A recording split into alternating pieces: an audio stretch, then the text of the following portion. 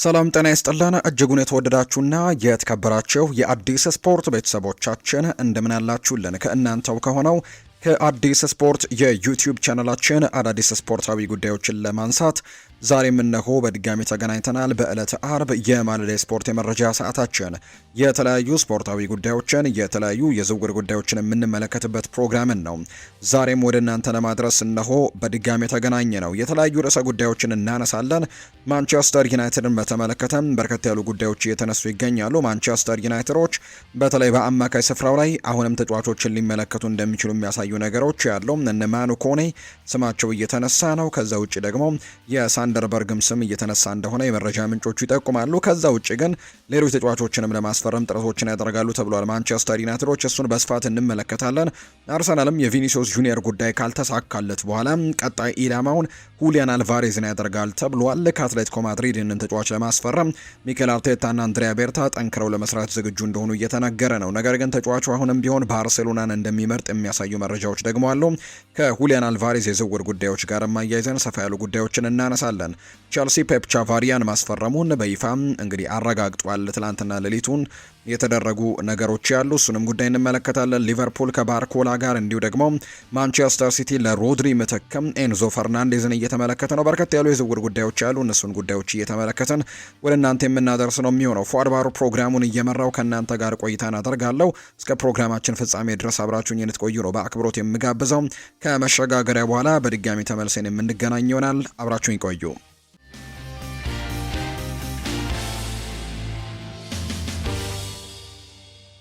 ማንቸስተር ዩናይትድን የተመለከቱ መረጃዎችን በማስቀደምን ጀምር ውድ ቤተሰቦቻችን ከዝውውር ጉዳዮች ጋር በተያዘ ትናንትና ቤን ጃኮብስ ዩናይትድ ስታንድ የሚል ፕሮግራም አለውና በዛ ፕሮግራም በነበረው ቆይታ ላይ ሰፋ ያሉ ጉዳዮችን ከማንቸስተር ዩናይትድ ጋር አያይዞም ያነሳቸው ጉዳዮች አሉ። ማንቸስተር ዩናይትድ በክረምት ተጫዋቾች የዝውውር መስኮት ያው የተጠበቀውን ያክል እንቅስቃሴ እያደረገ ነው ወይ? አጠራጣሪ ነገሮች ያሉት። ምክንያቱም ዩናይትድ በጣም መጠገን የሚፈልግ አይነት ቡድን እንደነበር የሚታወቅ ነው።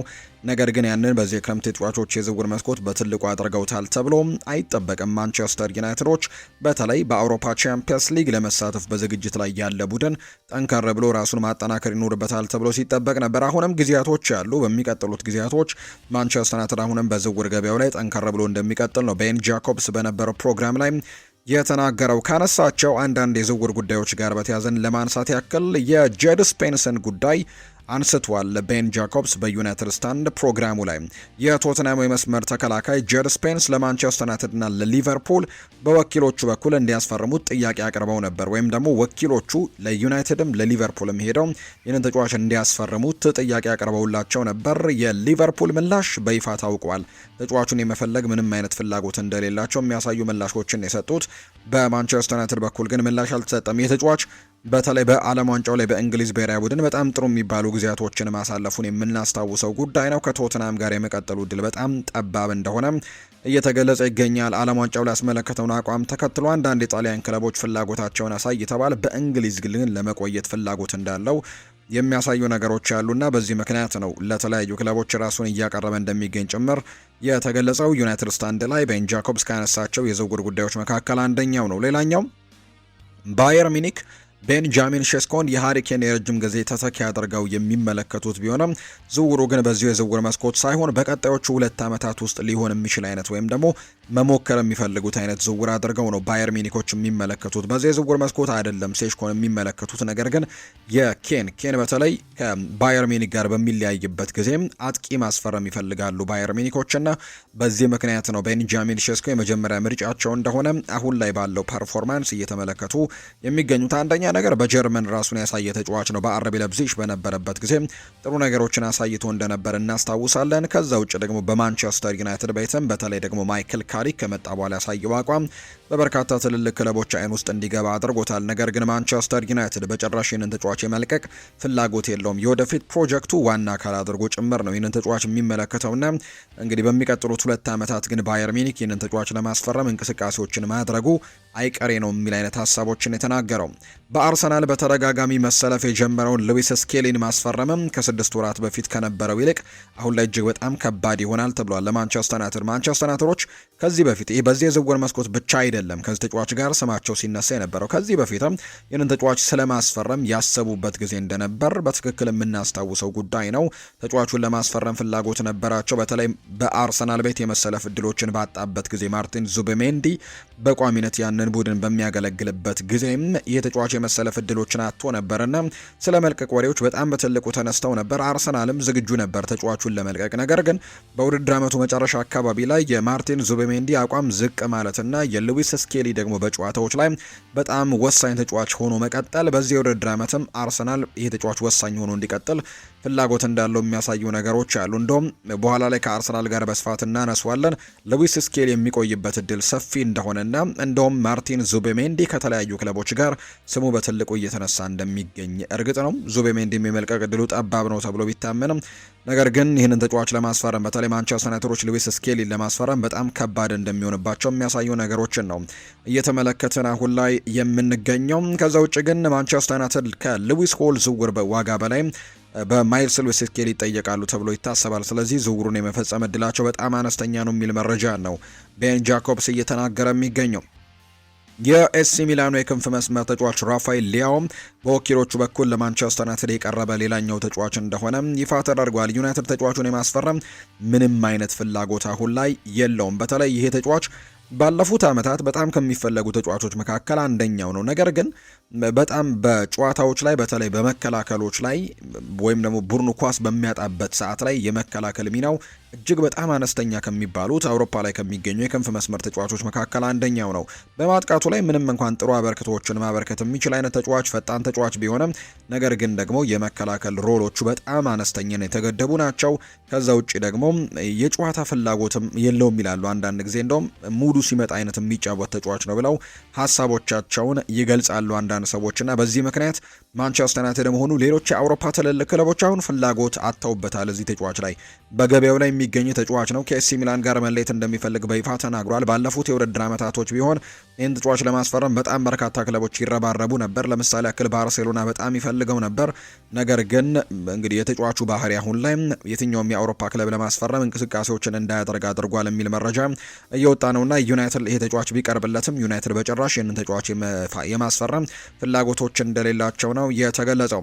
አንቶኒ ሮቢንሰን አሁንም ቢሆን ማንቸስተር ዩናይትድ ከያዛቸው የግራ መስመር ተከላካይ ዝርዝሮች ውስጥ የሚገኝ ተጫዋች ነው ተብሏል። ማንቸስተር ዩናይትድ አንቶኒ ሮቢንሰንን የሉዊስ ሃል አማራጭ አድርገው እየተመለከቱት ነው። የማንቸስተር ዩናይትድ ሰዎች በሉዊስ ሆል ለማቅረብ ያቀዱትን 60 ሚሊዮን ፓውንድ የዝውውር ጥያቄ በማክፓይሶቹ ውድቅ የሚደረግ ከሆነ በአነስተኛ ዋጋ ሊገኝ የሚችለውን አንቶኒ ሮቢንሰንን ቀጣዩ ትኩረታቸው አድርገው ሊመለከቱት እንደሚችል ነው ቶክ ስፖርት የተባለው የመረጃ ምንጭ ይፋ እያደረገ የሚገኘውና ማንቸስተር ዩናይትድ ምናልባት በግራ ፉል ባኩ ላይ የግድ በዚህ የዝውውር መስኮት ማስፈረም አለበት ከተባለ በቀጣይ ሊመለከተው የሚችለው ተጫዋች አንቶኒ ሮቢንሰንን ከፉልሃም እንደሆነ ይኸው የመረጃ ምንጭ ይፋ እያደረገ እንደሚገኝ ነው የተገለጸው። ማንቸስተር ዩናይትዶች በአሰልጣኛቸው ይተማመናሉ የሚል መረጃ ወጥቷል። በተለይ ደ ቴሌግራፍ የተባለ የመረጃ ምንጭ ይፋ እንዳደረገው ከሆነ ዩናይትዶች በተለይ አሰልጣኙ ማይክል ካሪክ በማርከስ ራሽፎርድ ላይ ያሳዩት ውሳኔ በአሰልጣኙ እንዲተማመኑ አድርጓቸዋል የሚል ነገር ነው እየተነሳ የሚገኘው። ማንቸስተር ዩናይትድ በማርከስ ራሽፎርድ ሁኔታ ዙሪያ ከአሰልጣኝ ማይክል ካሪክ ጋር ከስምምነት መድረሱ ነው እየተነገረ የሚገኘው። እንግሊዛዊው አሰልጣኝ ተጫዋቹን በቀጣዩ የውድድር ዓመት በክለቡ እንዲቆይ ፍላጎት እንዳለው ማሳወቃቸው ይታወሳልና ይህንን ተከትሎ የዩናይትድ ባለስልጣናት በአሰልጣኙ ውሳኔ ላይ ጣልቃ ላለመግባት መወሰናቸውና ተጫዋቹ እንዲቀጥል ለማድረግም መወሰናቸውን የተገለጸው።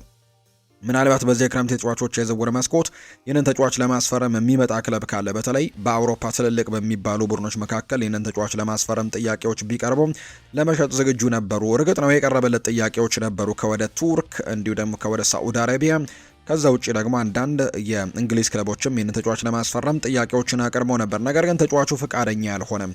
በእንግሊዝ ማንቸስተር ዩናይትድ ብቻ መቀጠል እንደሚፈልግ፣ በአውሮፓ ደግሞ ትልልቅ ቡድኖች ካልሆኑ እንደ ባየር ሚኒክ፣ ፓሪስ ሰን ዠርማ ካልሆኑ በስተቀር የመልቀቅ ፍላጎት እንደሌለው አሳይቶ ነበር። በማንቸስተር ዩናይትድ መቆየትን ይመርጥ ነበር።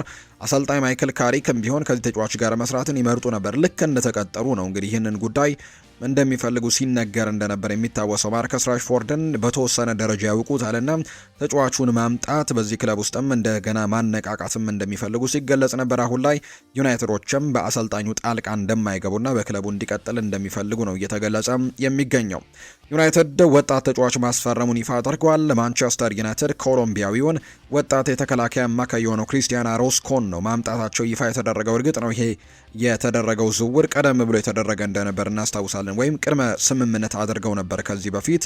ነገር ግን አሁን ላይ ትላንትና ይፋ አድርገውታል። ማንቸስተር ዩናይትድ ተጫዋቹን ከዚህ በፊት የቅድመ ኮንትራት አስፈርሞት እንደነበር እናስታውሳለን። ክሪስቲያን አሮስኮን ተጫዋቹ አሁን ላይ የ18 ዓመት ዕድሜ መሙላቱን ተከትሎ በይፋ ማንቸስተር ዩናይትድ ተቀላቅሏል። አሮስኮ ባለፈው ዓመት የኮሎምቢያ ከ17 ዓመት በታች ብሔራዊ ቡድን በአምበልነት የመራም ለደቡብ አሜሪካ ሻምፒዮንም ጭምር ፍጻሜ እንዳደረሳቸው የሚታወስ ጉዳይ ነው። በቀጣይ በዚህ ቡድን ውስጥም ጥሩ አበረከቶችን ያሳያል ተብሎ እንደሚጠበቅ ነው የተገለጸው።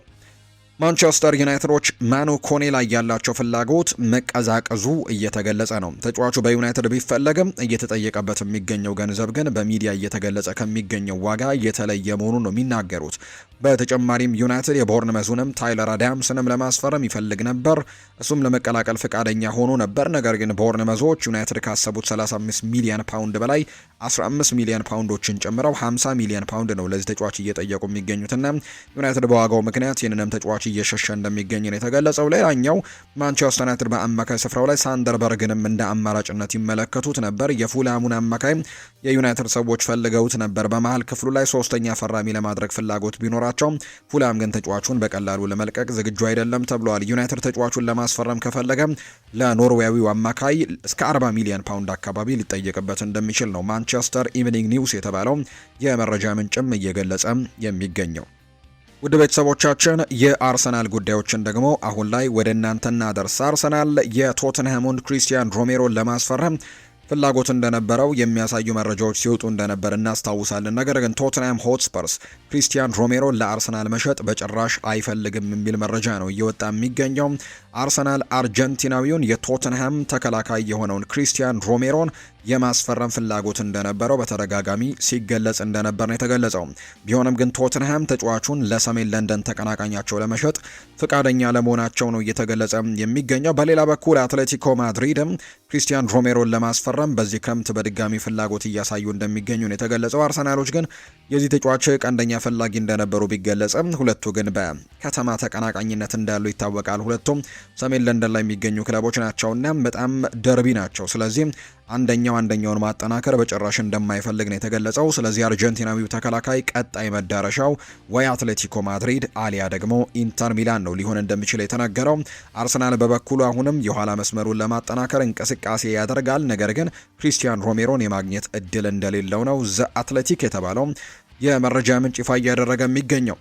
ጋብሪኤል ማርቲኔሊ በጋላታሳራይ የክንፍ መስመር ተጫዋች ኢላማዎች ውስጥ ይገኝበታል ብሏል። ዲ ማርሲዮ ይፋ እንዳደረገው ከሆነ በዚህ የክረምት ተጫዋቾች የዝውውር መስኮት ከክለቡ ይለቃሉ ተብሎ ከሚጠበቁ ተጫዋቾች መካከል አንደኛው ነው ጋብሪኤል ማርቲኔሊ። ነገር ግን አሁን ባለው ነባራዊ ሁኔታ ግን ከተመለከት ነው አርሰናሎች የዚህን ተጫዋች ዝውውር ምናልባት ሆልድ ሊያደርጉት ይችላሉ ወይም ሊያቆዩት ይችላሉ። ምክንያቱም በገበያው ላይ አሁንም የክንፍ መስመር ተጫዋች የግድ ማስፈረም ይጠበቅባቸዋል። የክንፍ መስመር ተጫዋች ሳያስፈርሙ ወደዚህ ተጫዋች ይህንን ተጫዋች ወደ መሸጥ ላይገቡ እንደሚችሉ የሚያሳዩ ነገሮችን ነው እየተመለከትን የምንገኘው። ምክንያቱም በዚህ የክረምት ተጫዋቾች የዝውውር መስኮት የክንፍ መስመር ያስፈርማሉ ተብሎም ተጠብቆ ነበር። ያው ክሪስቶስ ዞሪስን አስፈርመዋል። እርግጥ ነው ቪኒሲዮስ ጁኒየርንም ለማስፈረም በጣም ትልቅ ጥረት አድርገው ሳይሳካ ቀርቷል። በቀጣይ ሌላ ተጫዋችን የሚያስፈርሙ ከሆነ ጋብሪኤል ማርቲኔሊን ስለመልቀቅ በደንብ ያስባሉ።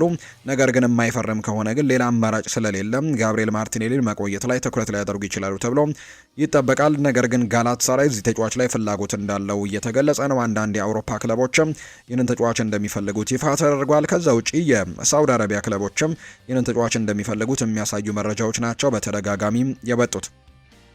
ሪያል ማድሪዶች ሮድሪን ከማንቸስተር ሲቲ ማስፈረም ስላልቻሉ ምናልባት ማርቲን ዙቢሜንዲን እንደ አማራጭ አድርገው ሊመለከቱት ይችላል የሚል መረጃን ኤል ናሲዮናል የተባለ የመረጃ ምንጭ ይፋ አድርጓል። በተለይ ሰሞኑን ከማርቲን ዙቤሜንዲ ጋር በተያያዘ የተለያዩ መረጃዎች እየወጡ ይገኛሉ። ምክንያቱም ሰሞኑን የቼልሲው አሰልጣኝ ቻቪ አሎንዞ የማርቲን ዙቤሜንዲ አድናቂ ነው የሚሉ አይነት ሀሳቦች ሲነገሩ እንደነበር እናስታውሳለን። በተለይ በሪያል ማድሪድ በነበረበት ጊዜም ቻቪ አሎንዞ በአሰልጣኝነት በነበረበት ጊዜም ይህንን ተጫዋች ለማምጣት ሙከራዎችን አድርጎ ነበር። ለሪያል ማድሪድ ሳይሳካ ቀረ እንጂ አሁን ወደ ቼልሲ ከመጣ በኋላ ያደንቀዋል ይህንን ስፔናዊ የአማካይ ስፍራ ተጫዋች ተብሎ እየተገለጸ ነው። ማርቲን ዙቤሜንዲ ደግሞ በሚቀጥለው የውድድር ዓመት ልክ እነ ዘንድሮ ሁሉ በቋሚነት ጨዋታዎችን የማድረግ እድሉ ጠባብ ሊሆን ይችላል። አምናም ወደ መጨረሻዎቹ አካባቢዎች ላይ የሚያሳየው የአቋም መውረድ በሉዊስ ስኬሊ እንዲተካ አድርጎት ነበር። ከዛ ውጭ በዚህ የክረምት ተጫዋቾች የዝውውር መስኮት ደግሞ አርሰናል በፕሪሚየር ሊጉ በጣም ትልቅ ልምድ ያለውን በጣም ወሳኝ የሚባለውን ተጫዋች ብሩኖ ጊማሬሽን ማስፈረማቸው የሚታወቅ ጉዳይ ነው። እንደውም ይህንን ዝውውር ዛሬ ይፋ ያደርጉታል ተብሎ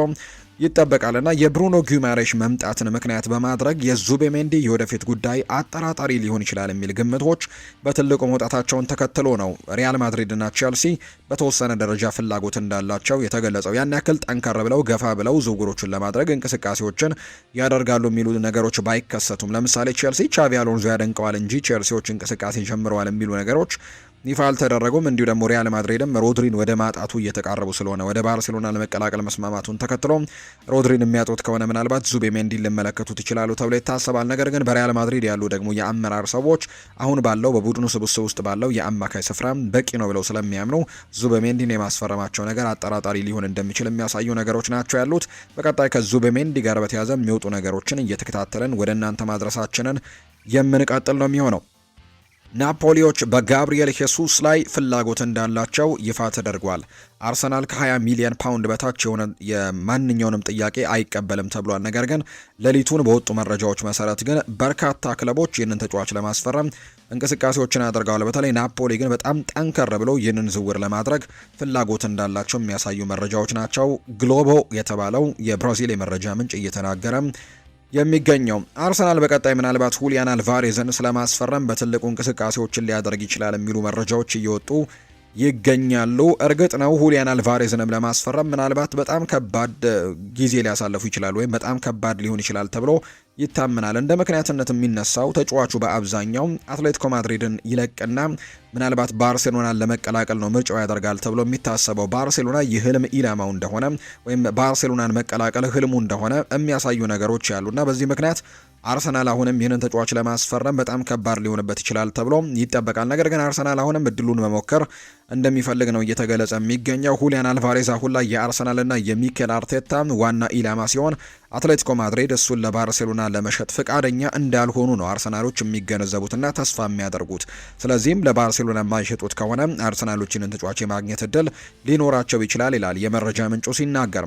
ሁሊያን አልቫሬዝ ሰኞ ዕለት ኦገስት 10 ማለት ነው እንግዲህ ዲየጎ ሲሞኔ ጋርም ስብሰባ ለማድረግ ወደ አትሌቲኮ ማድሪድ ይመለሳል ተብሎ እንደሚጠበቅ ነው የተነገረው። ይሄ ስብሰባ ደግሞ የተጫዋቹንም ሆነ የአሰልጣኙን አቋም የሚወስን ይሆናል ተብሎ እንደሚጠበቅ ኢኤስፒኤን አርጀንቲና የተባለ የመረጃ ምንጭ ይፋ አድርጓል። አርሰናል ሁሊያን አልቫሬዝን ወደ ክለባቸው እንዲመጣ ለማሳመን ግን በትልቁ እየሞከሩ እንዳለ ነው የተገለጸው።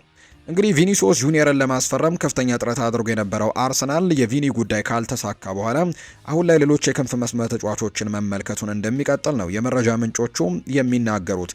ስለዚህ የቪኒ ጁኒየር ከእጁ የወጣው አርሰናል አሁን የኤቨርተኑን ተጫዋች ሊማን ኢንጃይን ከሚፈልጓቸው ተጫዋቾች መካከል አንደኛው አድርገው ይዘውታል። በአማራጭነት ከተያዙት ተጫዋቾች መካከል አንደኛው ነው። ኢንጃይ በዚህ ክረምት ከኤቨርተን ሊለቅ ይችላል እየተባለ ይገኛል። ምክንያቱም በኤቨርተን ኮንትራት የማራዘም ፍላጎት እንደሌለው በተደጋጋሚ እየተናገረ ነው የሚገኘው። ስለዚህ እንደ ቤን ጃኮብስ መረጃ መሰረት አርሰናሎች ስለ ቀድሞ የማርሴ ተጫዋችና አሁን በዚህ ክለብ ውስጥ በኤቨርተን ክለብ ውስጥ ጥሩ ነገሮችን እያሳየ የሚገኘውን ተጫዋች እንደሚፈልጉት ነው የተገለጸው። ከዚህ በፊት ከማንቸስተር ዩናይትድ እና ከሊቨርፑል ጋርም ተጫዋቹ ስሙ ሲነሳ እንደነበረ የምናስታውሰው ነው። ፖል ስኮልስ ለብሩኖ ጊማሬሽ ወደ አርሰናል መዘዋወር የሰጠው አስተያየት አለ። እውነተኛ ሻምፒየን ቡድኖች ሁሌም ቢሆን ራሳቸውን ያሻሽላሉ። አርሰናል ባለፈው ዘመን ፕሪሚየር ሊጉን አሸንፈው ቢሆንም እንኳን በዚያ ግን አላቆምም። አሁንም ቡድኑን ለማጠናከር ብሩኖ ጊማሬሽን እያመጣ ነው።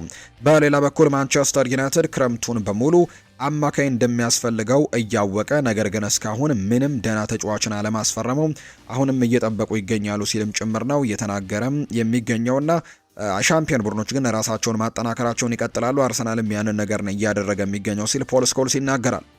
አረቢ ለብዚሽ በኢታን ንዋኔሪ ላይ ፍላጎት አሳይተዋል። ነገር ግን አርሰናሎች ወጣቱን ኮከብ ለመሸጥ እስካሁን አልወሰኑም የሚል መረጃ ነው ሳይመን ኮሊንግስ መረጃውን ይፋ እያደረገ የሚገኘው። የመጨረሻ ከአርሰናል ጋር የተያዙ ጉዳዮችን የመጨረሻ መረጃችን እናድርገውና የማርቲን ዙቤሜንዲ የአርሰናል ቆይታም እንደገና ጥያቄ ምልክት ውስጥ እንደገባ ነው ሰፊ መረጃዎች እየወጡ የሚገኙት። በተለይ ሳይመን ፊሊፕስ እንደተናገረው ከሆነ ቻቪ አሎንዞ የዙቤሜንዲ ትልቅ አድናቂ ሲሆን ለቼልሲ ኃላፊዎችም ተጫዋቹን የሚወደውና ፍላጎት ያለው መሆኑን ገልጿል። ሆኖም ግን ሳይመን ፊሊፕስ በአሁኑ ጊዜ ዝውውር ጥያቄው ሊቀርብም ላይቀርብም ይችላል ብሏል። ነገር ግን ዙቤሜንዲ በቼልሲ ፍላጎት ዝርዝር ውስጥ ግን እንደሆነ ነው የሚናገረው። ይሄ ወሬ እንግዲህ የተነሳው አርሰናል የኒውካስሉን ካፕቴን ብሩኖ ጊማሬሽን በ75 ሚሊዮን ፓውንድ ካስፈረመ በኋላ ሲሆን ይህም ደግሞ ዙቤሜንዲ በመጀመሪያ 11 ውስጥ ያለውን ቦታ እንደገና ጥያቄ ውስጥ ይከተዋል በመባል ነው። የስካይ ስፖርት ተንታኝ የሆነው ጄሚ ካራገርም ዙቤሜንዲ ብዙ ጨዋታዎችን በቋሚነት እንደማይጀምር ነው የሚናገረው። ምክንያቱም ብሩኖ ጊማሬሽ ከዴክላን ራይስ ጋር የአርሰናል የመሃል ሜዳ ጥምረትን እንደሚመሩት ነው የሚጠብቀው። ዙቤሜንዲ ባለፈው ክረምትም በ56 ሚሊዮን ፓውንድ ነበር ከሪያል ሶሳይዳድ ወደ አርሰናል የተቀላቀለው። መጀመሪያዎቹ ወራት ላይ ጥሩ አቋሞችን አሳይቶ በመስከረም ወር በኖቲንግሃም ፎረስት ላይ 2 ጎሎችን አስቆጥሮ ነበር። ሆኖም ግን ከአመቱ አጋማሽ በኋላ ግን አቋሙ ቀንሶ ከአትሌቲኮ ማድሪድ ጋር በተደረገ ቻምፒየንስ ሊግ የግማሽ ፍጻሜ ጨዋታ በኋላ ከዋናው ቡድን ውጪ ሆኖ እንግዲህ ተጠባባቂ ተደርጎ ነበር። ከዚያ በኋላ እንግዲህ አንድ ጨዋታን ብቻ ነው በቋሚነት ጀምሮ እንደነበር የምናስታውሰውና በዚህ ምክንያት በዚህ የውድድር ዓመት ደግሞ ጭራሽ ብሩኖ ጊማሬሽ ቡድኑን መቀላቀሉን ተከትሎ የተጫዋች የጨዋታ እድሎችን የማግኘቱ ነገር አጠራጣሪ ሊሆን እንደሚችል የሚያሳዩ መረጃዎችን በትልቁ እየተመለከትን እንገኛለን። በቀጣይ ውሳኔዎች ይወሰናሉ ተብሎ ነው የሚጠበቀው። ሊቨርፑልን የተመለከቱ መረጃዎችን የምናንሳላቸው። ሊቨርፑል የሪያል ማድሪዱን ተከላካይ ራኡል አሴንሲዮን ለማስፈረም እያጤነበት ነው ይለናል ዘ ጋርዲያን የተባለ የመረጃ ምንጭ ይፋ እንዳደረገው። ተጫዋቹ አሁንም ከክለቡን መልቀቅ እንደሚችል ነው እየተነገረ የሚገኘው። በሚቀጥለው የውድድር ዓመትም የጨዋታ እድሎችን የማግኘት እድል በጣም ጠባብ እንደሆነ እየተገለጸለት ይገኛል። ስለዚህ ከክለቡ የመልቀቅ እድሉ እንዳለው ተነግሯል። ምንም እንኳን ተጫዋቹ በክለቡ መቆየት ፍላጎቱ እንደሆነ ቢነገርም እስካሁን የተደረገ ይፋዊ ጥያቄ ወይም ድርድር ጭራሽ የለም። ሪፖርቶች ሊቨርፑል ሁኔታውን ብቻ እየተመለከተ መሆኑን እንደሚያመለክቱ ነው ዘ ጋርዲያን የተባለው የመረጃ ምንጭ የተናገረው። ቀደም ከማንቸስተር ዩናይትድ ጋር በተያያዘ አንስተንላችሁ ነበር። ለሊቨርፑል ጄድ ስፔንስን እንዲያስፈርሙ ጥያቄ ቀርቦላቸው ነበር። ነገር ግን ሊቨርፑል ጥያቄውን እንዳልተቀበሉትና ውድቅ እንዳደረጉት ነው ቤን ጃኮብስ የመረጃ ምንጭ ይፋ ያደረገው። ሊቨርፑል ብራድሌይ ባርኮላን ለማስፈረም በጣም ጠንክሮ እየሰራ እንደሆነ ፋብሪዚዮ ሮማኖ ይናገራል። በሊቨርፑልና በፓሪስ ሰን ዠርሜን መካከል ያሉ ድርድሮችም አስቀድመው እንደተጀመሩ ነው እየተገለጸ የሚገኘው። ከፈረንሳይ ደግሞ ታማኝ ከሚባሉ የመረጃ ምንጮች መካከል አንደኛው የሆነው ለኪፕ የተባለ የመረጃ ምንጭ እንደተናገረው ከሆነ በፓሪስ ሰን ዠርሜንና በሊቨርፑል መካከል ፈረንሳዊውን የክንፍ መስመር ተጫዋች ብራድሌይ ባርኮላን በማስፈረም ዝውውር ላይ ስምምነት የመድረስ እድላቸው እንዳለ ሁሉም ክለቦች እርግጠኞች ናቸው ሲልም ጭምር ነው ለኪፕ እየተናገረ የሚገኘውና ስለዚህም አሁን ፓሪስ ሰን ዠርሜኖችና ሊቨርፑሎች በዚህ ተጫዋች ላይ ላቅ ያለ ድርድሮችን እያደረጉ ይገኛሉ። ሊቨርፑል በዚህ የክረምት ተጫዋቾች የዝውውር መስኮት የክንፍ መስመር ተጫዋች ማስፈረም ግዴታው እንደሆነ በርካቶች ያምናሉ። ብራድሌይ ባርኮላ ላይም ጠንከር ብለው ይህንን ዝውውር ለማድረግም እንቅስቃሴዎቹን እንደቀጠለ ነው የተገለጸው። ፋብሪዚዮ ሮማኖ ግን ስለ ሌላኛው የፓሪስ ሰን ዠርሜን ተጫዋች ኢብራሂም ኤምባዬም እንዲሁ ሀሳቡን እንደሰጠ ጭምር ተመልክተናል። ሊቨርፑሎች ኢብራሂም ኤምባዬን ለማስፈረም በውድድሩ ቀዳሚ እንደሆኑ ጭምር ነው የተናገረው። ከፓሪስ ሰን ዠርሜን ጋር በዋጋ ዙሪያ ስምምነት ላይ መድረስ ይችሉ እንደሆነ ወደፊት የሚታይ ጉዳይ ቢሆንም ሊቨርፑል ግን ኤምባዬን ለማስፈረም አሁንም ጥሩ ደረጃ ላይ እንዳሉ ጭምር ይናገራል። በተለይ ሊቨርፑሎች በክንፍ መስመር ላይ የግድ ተጫዋች ማስፈረም አለባቸው ከሚባሉባቸው ምክንያቶች አንደኛው የሞሐመድ ሳላ መልቀቅ እንደሆነ ይታወቃል። ከዛ ውጭ ግን የኮዲ ጋክፖ ጉዳይም አጠራጣሪ መሆኑ ሊቨርፑሎች የግድ በዛ ቦታ ላይ ተጨማሪ ማጠናከሪያዎች ያስፈልጓቸዋል የሚል መረጃዎች እንዲወጡ አድርጓል። በተለይ ኮዲ ጋክፖ ከዚህ ክረምት በኋላ በሊቨርፑል የመቆየት ፍላጎቶች ላይኖሩት ይችላሉ የሚሉ ግምቶች በትልቁ እየወጡ ነው የሚገኘው። ሊቨርፑል አዲስ አጥቂ ካስፈረሙ በኋላም ለመሸጥ ክፍት ናቸው ጋክፖን ተብሏል። ጋክፖ ደግሞ ቶትንሃምን መቀላቀል ምናልባት የሚፈልገው ነገር ሳይሆን እንዳልቀረ ወይም በቶትንሃም ቤት መቀላቀል የሚፈልገው አይነት መረጃ እንደሆነ የሚያሳዩ ነገሮችን ነው እየተመለከትን የምንገኘው። ስለዚህ ሊቨርፑሎች ይህንን ተጫዋች የሚለቁበት እድል ሰፊ ስለሆነ ነው አሁን ላይ ተጫዋቹን ለማስፈረም ሌሎች ተጫዋቾችን የክንፍ መስመር ተጫዋቾችን ለማስፈረም ጥረት እያደረጉ የሚገኙት የሚል መረጃ ይፋ ተደርጓል። የቼልሲን መረጃዎች እንንገራቸው። ቼልሲ ለፔድሮ ኔቶ 70 ሚሊዮን ፓውንድ የሚጠጋ ክፍያን እንደሚጠይቅ ነው ቤን ጃኮብስ የተናገረው። ለዚህ ተጫዋች በጣም ከፍ ያለ ገንዘብን ነው እየጠየቁ እንደሚገኝ የተገለጸው። ያው ሰሞኑን ከማንቸስተር ሲቲ ጋር ስሙ ሲነሳ እንደነበር እናስታውሳለን። በተለይ ማንቸስተር ሲቲ ሳቪኒሆን የሚለቁት ከሆነ ፔድሮ ኔቶን በሱ ምትክ ለማምጣት እቅዶች እንዳሏቸው የሚያሳዩ መረጃዎች በተደጋጋሚ ሲወጡ ተመልክተን እንደነበር የምናስታውሰው ጉዳይ ነው። ስለዚህ ምናልባት የሚመለከቱት ከሆነ ቤን ጃኮብስ እንደሚናገረው ከሆነ 70 ሚሊዮን ፓውንድ አካባቢ ይጠይቃሉ ቼልሲዎች ለዚህ ተጫዋች የሚል መረጃ ነው ይፋ የተደረገው። ሻቪ አሎንሶ ይናገራል። የቼልሲው አሰልጣኝ እድለኛ ነኝ፣ በሙያዊ ውስጥ ብዙ ጠባሳዎች የሉም፣ አንድ ጠባሳ አግኝቻለሁ፣ ይህ ደግሞ በቅርቡ ይፈወሳል ብሏል። አሁን ላይም እንደተፈወሰ ነው የማስበው። እናም ወደዚህ ቀጣይ ደረጃ ለመድረስም በጣም ተነሳሽና በጣም ቆራጥ ነኝ። በማድሪድ ሲጀምር እንደነበረኝ ሁሉ ይህንን ቀጣይ ደረጃ ደግሞ ለመድረስም ቆርጫለሁ ሲልም ጭምር ነው የተናገረው። ለመደሰትም በጣም ተነስቻለሁ ብለዋል ሻቪ አሎንሶ ሲናገር። በአሰልጣኝነት ህይወቴ ውስጥ ያን ያክል የከፋ ነገርም አልገጠመኝም ሲልም ጭምር ነው ሻቪ አሎንሶ ጨምሮ እየተናገረ እንደሚገኝ የተገለጸው። ፋብሪዚዮ ሮማኖ ይፋ እንዳደረገው ከሆነናም ሌሊቱን ሂርዊጎ የሚለውንም ነገር ይፋ እንዳደረገው ከሆነም ፔፕ ቻቫሪያ እንዲሁ ከራዮ ቫይካኖ ቼልሲን መቀላቀሉ በይፋም ተረጋግጧል። 16.2 ሚሊዮን ፓውንድ ለመክፈል ቼልሲ ከራዮ ቫይካኖ ጋርም ከስምምነት ደርሷል። ለፔፕ ቻቫሪያ ስምምነት አሁን ላይ ቼልሲ በጉርሻ ክፍያዎች ጋር እንግዲህ ሁሉንም ነገሮች አድርጎ ማጠናቀቁን የተገለጸው። ውይይቱ ሙሉ ለሙሉ መጠናቀቁን ነው ፋብሪዚዮ ሮማኖ ሌሊቱን ይፋ እንዳደረገ የተገለጸው። ስለዚህ ቼልሲ ፔፕ ቻቫሪያን ማስፈረማቸውን በይፋ ማረጋገጣቸው ነው የተገለጸው። በተለይ የማርኩ ኮሪያን ተተኪ ለማስፈረም በጣም ትልቅ ፍላጎት እንደነበራቸው ሲገለጽ ነበር። እንግዲህ አሁን የ28 ዓመቱን ፔፕ ቻቫሪያ ለማርኩ ኮሪያ ትክክለኛው ተተኪ አድርገው እንደሚያስቡት ጭምር ነው የተገለጸው። ቼልሲ ስለ ኤንዞ ፈርናንዴዝ ጉዳይም የተረጋጋ አቋም ላይ ሲሆን ተጫዋቹ በክለቡ የሚቆይ ከሆነ አዲስ ውል እንዲፈርምም ለማድረግ ይሞከራል ተብሎ ይጠበቃል። እስካሁን ድረስ ቼልሲ ለተጫዋቹ የቀረበለት ምንም አይነት ጥያቄ እንደሌለ ነው ቤን ጃኮብስ እየተናገረ እንደሚገኝ የመረጃ ምንጩ እየገለጸ የሚገኘው። ስለዚህም ቼልሲዎች አሁን ላይ በጣም የተረጋጋ አቋም ላይ ይገኛሉ ተብለዋል በዚህ ተጫዋች ጉዳይ ላይ።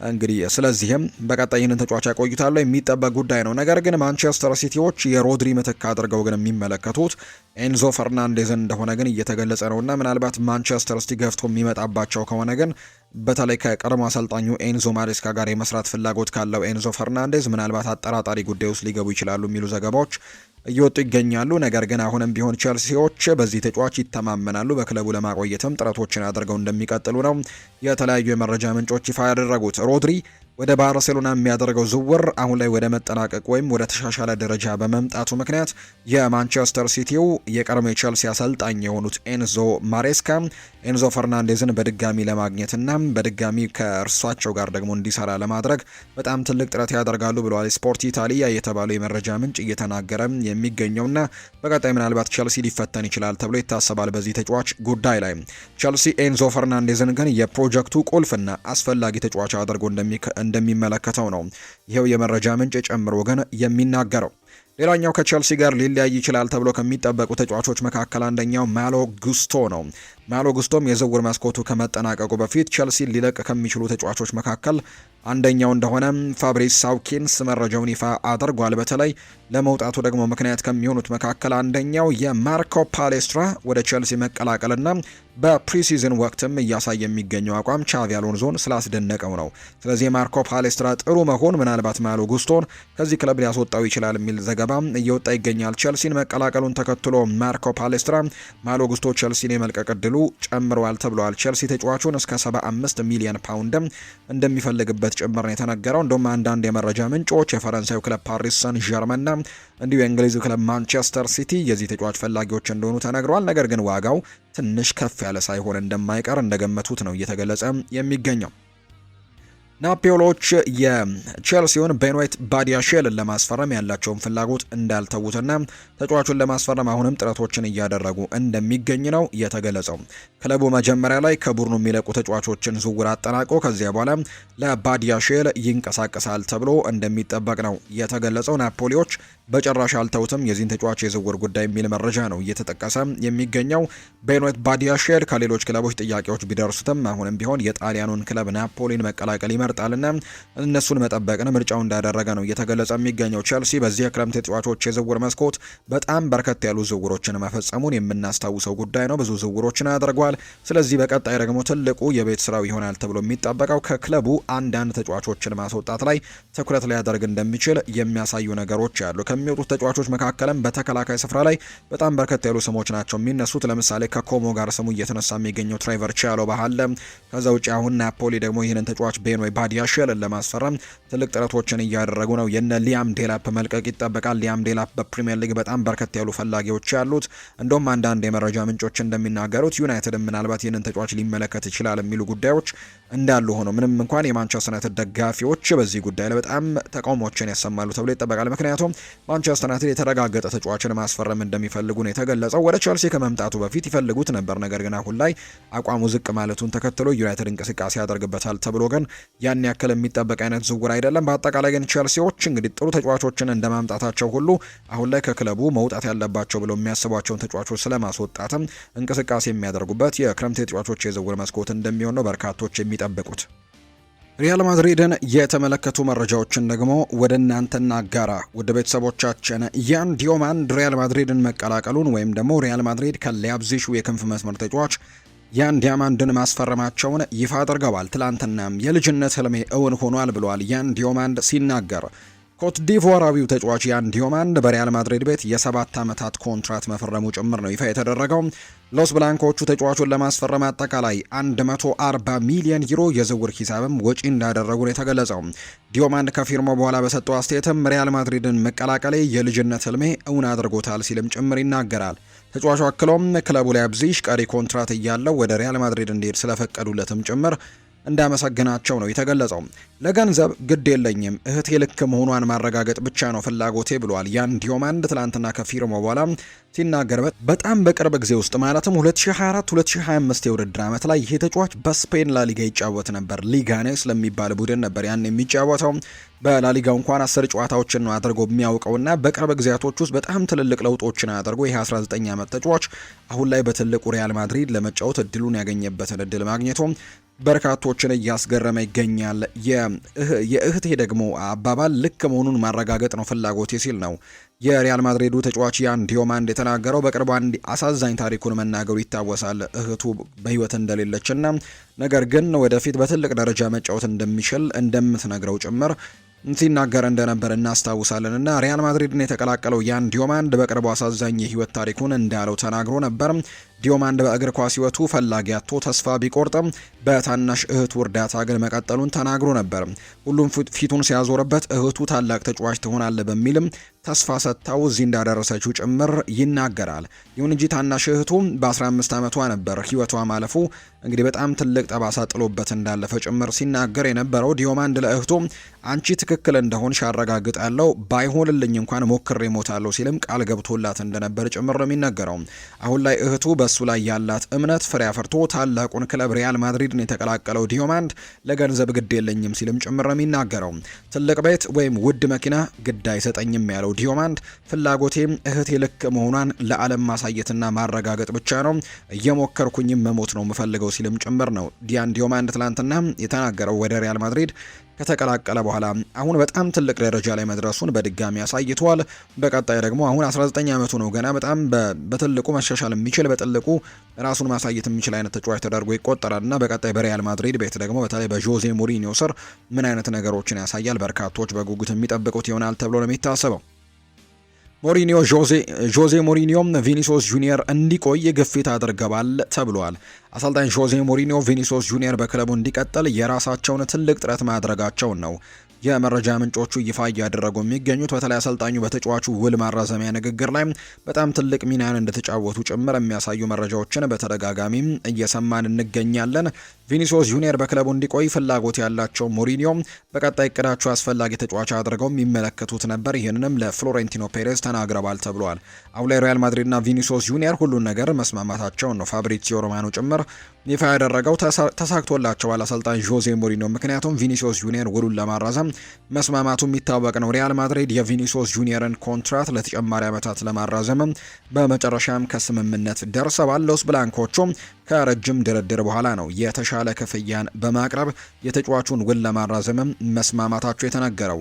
ብራዚላዊው ተጫዋች ቪኒሲዮስ ጁኒየር ውሉን ለማራዘም ባይስማማም አርሰናልን ለመቀላቀል ፈቃደኛ እንደነበር ይገለጽ ነበር። ምናልባት ባይስማማ ኖሮ ሪያል ማድሪድ ግን በሳምንቱ መጨረሻ በይፋ ይህንን ስምምነታቸውን እንደሚያጠናቀቁትና ይፋ እንደሚያደርጉት ዘ አትሌቲክ የተባለ የመረጃ ምንጭ ይፋ አድርጓል። ከዛ ውጪም ከዚህ በኋላ ደግሞ ሀሳቡን ሰጥቷል። ቪኒሲዮስ በቤርናቢው 8 ዓመታት ብቻ መቆየት በጣም ትንሽ ነው ሲል ነው ቪኒሲዮስ ጁኒየር የተናገረው። ሪያል ማድሪድ የብራዚላዊውን የፊት መስመር ተሰላፊ ቪኒሲዮስ ጁኒየር ኮንትራትን ማራዘማቸውን ከተናገሩ በኋላ ቪኒ ጁኒየር በሪያል ማድሪድ ቤት እስከ 2032 የሚያቆየውን የ6 ዓመታት ኮንትራት ነው የፈረመው። ቪኒ ጁኒየር በኢንስታግራም ማህበራዊ ትስስር ገጹ ሲናገርም በቤርናቢው 8 ዓመት ብቻ መቆየት በጣም ትንሽ ነው ሲልም ጭምር ነው የተናገረውና ለተጨማሪ ዓመታት በሪያል ማድሪድ መቆየት ፈልግ ነበር፣ ያንንም አድርጌዋለሁ ሲልም ጭምር ነው ሀሳቡን የሰጠው ቪኒሲዮስ ጁኒየር። ሌላኛው ከመጀመሪያው ቀን ጀምሮ ምናልባት ቪኒ ጁኒየር በሪያል ማድሪድ እንዲቆይና በሪያል ማድሪድ ኮንትራቱን እንዲያራዝም ትልቅ ጉትጎታዎችን ካደረጉ ሰዎች መካከል ወላጅናቱ እንደሆነች እየተነገረ ይገኛል። ወላጅናቱ ቪኒ በሪያል ማድሪድ እንዲቆይ ስትመክረው እንደነበር ጭምር ነው የመረጃ ምንጮቹ የተናገሩት። ቪኒ ኮንትራቱን በማደሱ ረገድ ትልቅ ሚናን ከተወጡት ሰዎች መካከልም አንዷ ናት ተብሏል።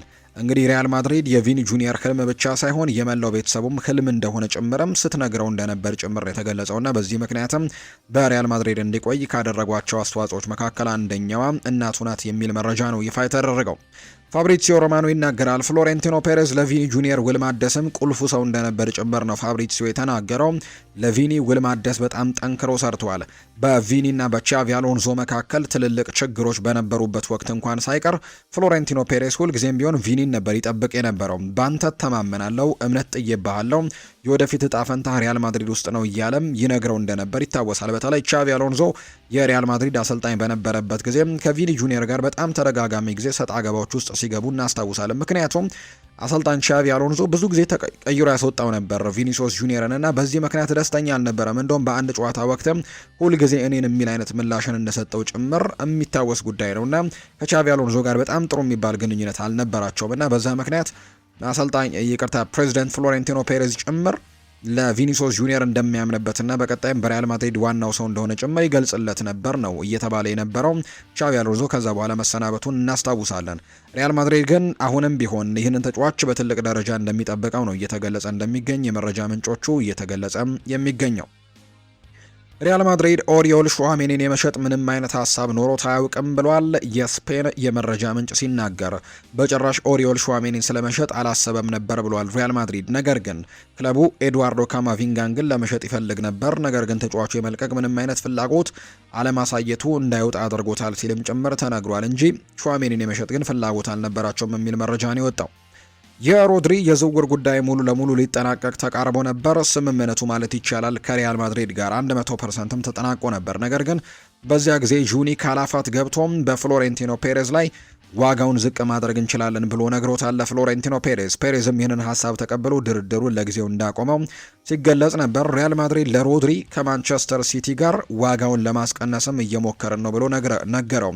ነገር ግን ሲቲ ይህንን አልተቀበለውም። ከዚያ በኋላ ሲቲ ሮድሪን ለሌሎች ክለቦችም ክፍት አደረገ።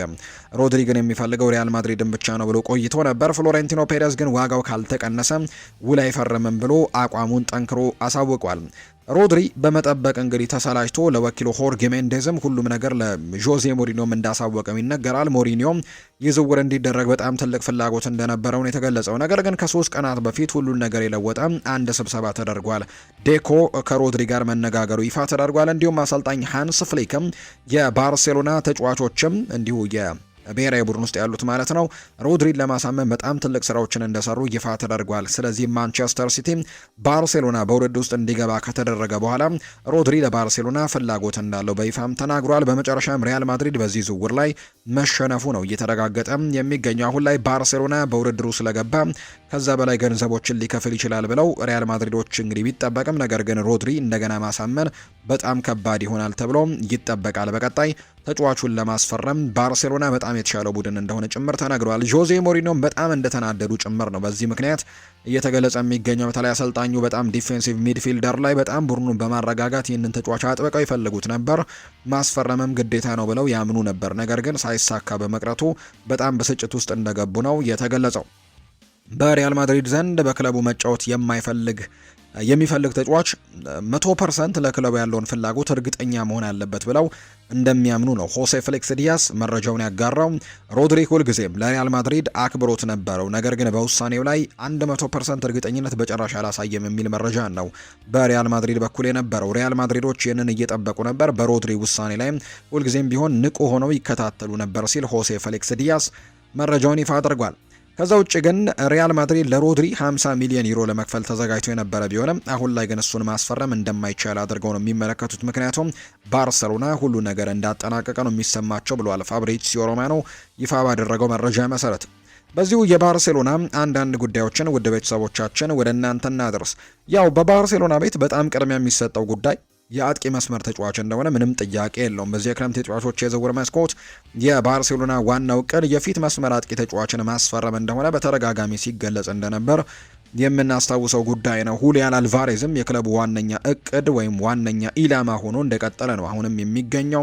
ይህንን ተጫዋች ማስፈረም ነው አሁንም ቢሆን ባርሰሎናዎች የሚፈልጉት። ምንም እንኳን አማካይ ክፍሉ አሁንም በሃንስ ፍሊክ ዘንድ እንደ ትልቅ ቅድሚያ የሚሰጠው ጉዳይ ባይቆጠርም፣ ነገር ግን ሮድሪ በጣም ትልቅ አማራጭ ስለሆነላቸው ነው እሱን ለማስፈረም እንቅስቃሴዎችን ያደረጉትና እሱን በገበያው ላይ መገኘቱን ተከትሎ እሱን ለማስፈረም ጥረት አድርገዋል እንጂ በዚህ ክረምት ግን የሃንስ ፍሊክም የዴኮም ከዛ ውጭ የባርሴሎናም ትልቁ ኢላማ የአጥቂ መስመር ተጫዋችን ማምጣት ነው። በዛ ቦታ ደግሞ ትልቅ ስብሰባዎችን እያደረጉ የሚገኙት ሁሊያን አልቫሬዝ ጋር እንደሆነ እየተገለጸ ይገኛል። አሁንም የአትሌቲኮ ማድሪድ አቋም እንደጠነከረ ነው የሚገኘው። ለሀገር ውስጥ ተቀናቃኞች የመሸጥ ፍላጎት የላቸውም አትሌቲኮ ማድሪዶች። ነገር ግን ባርሴሎና በጣም ትልቅ ተስፋ እንዳላቸው ነው የሚያምኑት። ምክንያቱም ተጫዋቹ አትሌቲኮ ማድሪድን ለማሳመንና ለመክፋት ጥረቶችን ያደርጋል ተብሎ ይጠበቃል። የአርጀንቲና ብሔራዊ ቡድን በዓለም ዋንጫው ላይ እስከ ፍጻሜ መጓዙን ተከትሎ ተጫዋቹ እረፍት ላይ እንደሚገኝ ይታወቃል። የፊታችን ሰኞ ማለትም ኦገስት 10 ደግሞ የአትሌቲኮ ማድሪድን ካምፕ ይቀላቀላል ከእረፍት መልስ። ያኔ ከዲየጎ ሲሞኔ ጋርም ከክለቡ ጋርም በትልቁ እንደሚነጋገር ይጠበቃል። ግፊቶችንም እንደሚያደርግ ጭምር ነው ባርሴሎናዎች የሚያምኑት። ስለዚህ ሁሊያን አልቫሬዝን በሚቀጥሉት ሳምንታት ለማስፈረም ትልቅ ጥረቶችን ያደርጋሉ ተብሎ እንደሚጠበቅ ነው የመረጃ ምንጮች በስፔን ያሉ የመረጃ ምንጮች በተለይ እየተናገሩ የሚገኙት።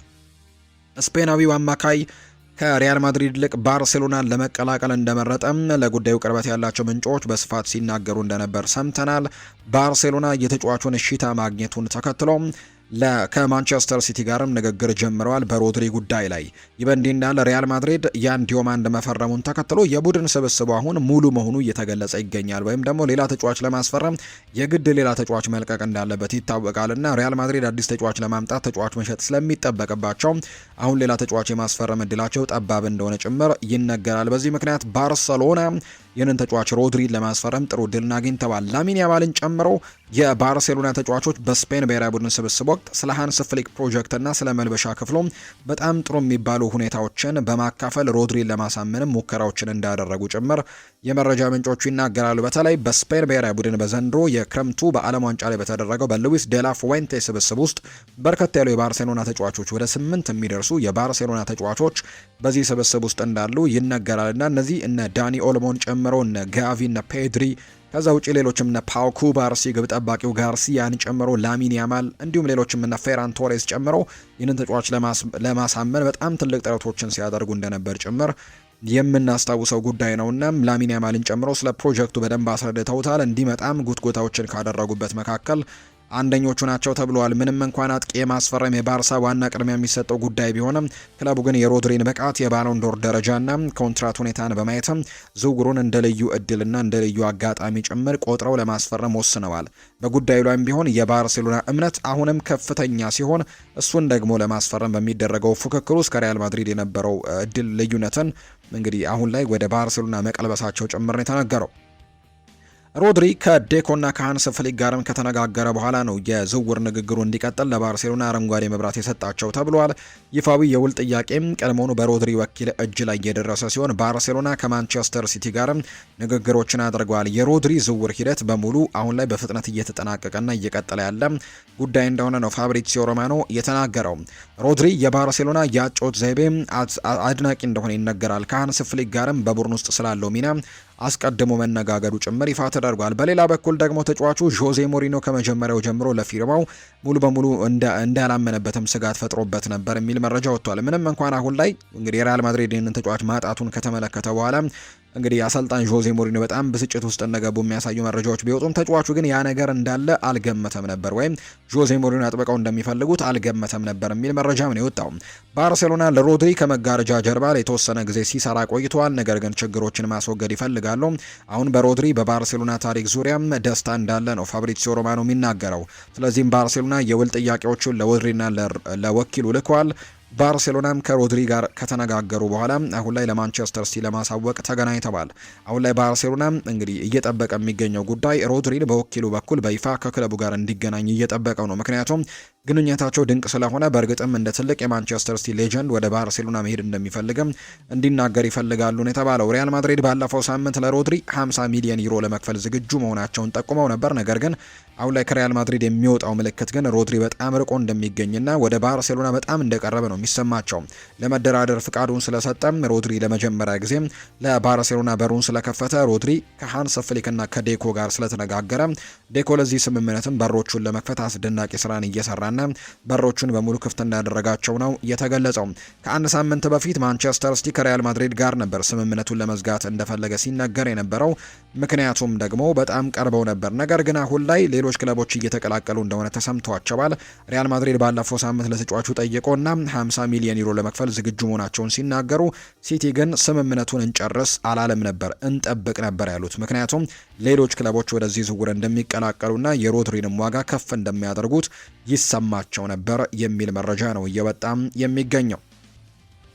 አርጀንቲና እንግሊዝን ያሸነፈችበት ዕለት የብሔራዊ ቡድኗ ብሔራዊ ቀን አድርጋ እንደሰየመችው ጭምር ይፋ ተደርጓል። በእነዚህ ሁለት ቡድኖች መካከል በጣም ትልቅ ነገር እንዳለ የሚታወቅ ጉዳይ ነው። በተለይ የተለያዩ ጉዳዮች ይነሳሉ። ፖለቲካል ጉዳዮች እንዳሉበት የሚታወቅ ጉዳይ ነው። በዛም ምክንያት ነው የአርጀንቲና ብሔራዊ ቡድን ከዛ ድል በኋላም የብሔራዊ ቡድኑ ብሔራዊ ቀን አድርገው እንደሰየመው ጭምር እየተገለጸ እንደሚገኝ የመረጃ ምንጩ ይፋ እያደረገም የሚገኘውና በ2026 የዓለም ዋንጫ የግማሽ ፍጻሜ ጨዋታ አርጀንቲና እንግሊዝን አሸንፋ ወደ ቀጣዩ ዙር ማለፏን የምናስታውሰው ጉዳይ እንደነበር የሚታወቅ ጉዳይ ነው። ስለዚህም እንግሊዝን ያሸነፈችበት ዕለት ማለትም ሐምሌ 15 የሀገሪቱ እግር ኳስ ቀንም ሆኖ ወይም ደግሞ የሀገሪቱ የእግር ኳስ ብሔራዊ ቡድን ቀን ሆኖ በየዓመቱ እንዲከበር መወሰኑ ነው የአርጀንቲና እግር ኳስ ፌዴሬሽን እየተናገረ እንደሚገኝ ዘገባው የጠቆመው። አርጀንቲና በ2026 የፊፋ የዓለም ዋንጫ የግማሽ ፍጻሜ ጨዋታ ከመመራት ተነስታ ነበር እንግሊዝን 2-1 በማሸነፍ ለፍጻሜ መድረሷ የሚታወስ ነው። ሁለቱ ሀገራት በማልቪናንስ የምትባል ደሴት ላይ ምክንያት በ1982 ለ74 ቀናት የቆየ የተለያዩ ነገሮችን ማድረጋቸውን ተከትሎ በሐምሌ 15 የግማሽ ፍጻሜ ጨዋታ ላይ ደጋፊዎች ወደ ስቴዲየም ይዘውት የገቡት ምስልም በርካታ ውዝግብን አስነስቶ እንደነበር ጭምር የምናስታውሰው ጉዳይ ነው። ጆኤሊንተን ሴንት ጄምስስ ፓርክን ለቆ ወደ ሳዑዲ አረቢያ ለመሄድ ፍላጎቱን ካሳወቀ በኋላ ኒውካስል ዩናይትድ ሌላ ከባድ ውሳኔ ከፊቱ ተደቅኖበታል። ብራዚላዊው ተጫዋች ከቡድኑ እጅግ አስፈላጊ የአካልና የስሜት መሪዎች አንደኛው ሆኖ ያደገ በመሆኑ እሱም መልቀቁ ቀደም ሲል የነበረውን አሳሳቢ የመሃል ሜዳ ችግር ይበልጥ ያባብሰዋል ነው የተባለው። ሳንድሮ ቶናሊ የተሸጠ ሲሆን ብሩኖ ጊማሬሽ ደግሞ አርሰናልን ተቀላቅሏል። የኒውካስል የክረምት የተረጋገጡ ምትክ ተጫዋቾች ይልቅ በታዋቂ ተጫዋቾች መልቀቅ በአሰልጣኝ ለውጥና ለወጣቶች መምጣት የተያዘ ሆኗል። የሚሰጡት የአውሮፓ ውድድር ተሳትፎ በሌለበት በዚህ የውድድር ዓመት ልምድ ያላቸው ተጫዋቾችን ማቆየት ይበልጥ ከባድ የሆነ ይመስላል። ሌላ ቋሚ ተሰላፊ ማጣቱ ስብስቡን ለአደጋ የሚያጋልጥ ደረጃ እንደሆነ ጭምር የተነገረው። ዴይሊ ሜል ባወጣው ዘገባ መሰረትም ምንም እንኳን ኦፊሻላዊ ጥያቄ ባይደርስም ጆኤሊንተን የውድድር ዘመኑ ካለቀ ከጥቂት ጊዜ በኋላ ወደ ሳዑዲ አረቢያ የመዘወር ፍላጎቱን ለኒውካስል እያሳወቀ ነው። ጥያቄው የቀረበው ኤዲሃው ከአሰልጣኝነታቸው ከመልቀቃቸው በፊት አንቶኒ ጎርደን እና ሳንድሮ ቶናሊ በወጡበት ጊዜ እንደሆነ ተነግሯል። ጆኤል ሊንተን የመሃል ሜዳ ላይ እንዲሁ ደግሞ በማጥቃት መስመር ላይም ጠበቅ ያለ ጨዋታን፣ ኳስን የማንቀሳቀስ ጉልበትን፣ ታክቲካል ተለዋዋጭነትን ስለሚሰጣቸው ኒውካስል አሁንም ይፈልጉታል። የዝውውር መስኮታቸው በርካታ ተስፋ ሰጪ ወጣት ተጫዋቾችን ያመጡ ቢሆንም ከዋናው ቡድን ቀደም ሲል የጠፋውን ልምድ፣ መሪነትን ወይም ደግሞ ወዲያውን የሚፈለግ ጥራትን እስካሁን አልተኩም። ሌላ የመሃል ሜዳ መልቀቅ ደግሞ ለማክፓይሶቹ ሌላ አሰቃቂ ጉዳይ ይሆናል። ዘጋርዲያን እንደዘገበው ኒውካስል ለአንዳንድ ወጣት ተጫዋቾቻቸው ከቀረቡት ጥያቄዎች ይልቅ ከጆኤል ሊንተን ከሳዑዲ አረቢያ የሚቀርበው ጥያቄ የበለጠ ተቀባይነት ሊኖረው ይችላል። የሳዑዲው ክለብ የፕሪሚየር ሊግና የቻምፒየንስ ሊግ ልምድ ያለውን ጠንካራና ባለብዙ ደግሞ ነገሮችን መስጠት የሚችለውን አማካይ የሚያገኝ ቢሆንም በአሁኑ ወቅት ግን የተረጋገጠ ጥያቄ አቅራቢ አለመኖሩ ፈጣን ስምምነት የማድረግ እድሉን ይገድበዋል።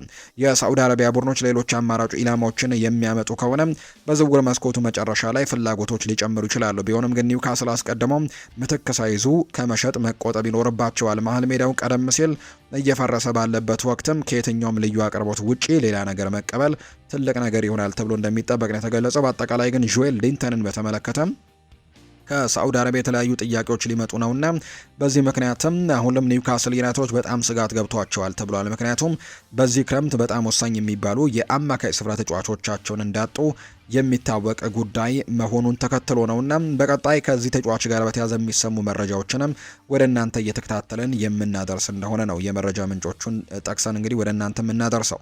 የተወደዳችሁና የተከበራችሁ ቤተሰቦቻችን ለዛሬ ያዝንላችሁ አዳዲስ ስፖርታዊ ጉዳዮቻችን እነዚህን ይመስላሉ። ስላደመጣችሁን፣ ስለተከታተላችሁን፣ ቆይታችሁን ከኛ ጋርም ስላደረጋችሁ እጅጉን ከልብ አድርገን ነው የምናመሰግነው። ፉአድ ባህሩ የዛሬውን ፕሮግራም እየመራው ከእናንተ ጋር ቆይታን አድርግ ያለው የተለያዩ ርዕሰ ጉዳዮችን የተለያዩ ስፖርታዊ መረጃዎችን ወደ እናንተ ያደረስንበት የዛሬው የዕለተ አርብ የማለዳ ስፖርት የመረጃ ሰዓት ፕሮግራማችን ይህንን ይመስል ነበር። ቆይታችሁን ከኛ ጋር ስላደረጋችሁ እኛንም ስታደምጡ ቆይታን ስላደረጋችሁ እጅግ ከልብ አድርገን ነው የምናመሰግነው። ፉአድ ባህሩ ፕሮግራሙን እየመራው ከእናንተ ጋር ቆይታን አድርግ ያለው ሌሎች ርዕሰ ጉዳዮችን ሌሎች ስፖርታዊ መረጃዎችን አካተን በቀጣይ ፕሮግራሞቻችን በድጋሚ ተመልሰን የምንገናኝ ይሆናል። ለዛሬ ግን ስላዳመጣችሁኝ ከልብ አድርጌ አመሰገንኩኝ። በቀጣይ ፕሮግራሞቻችን መልሰን እስክንገናኝ ድረስ መልካም ጊዜ መልካም ቀን እንዲሆንላችሁም ነው በአክብሮት የምመኘው።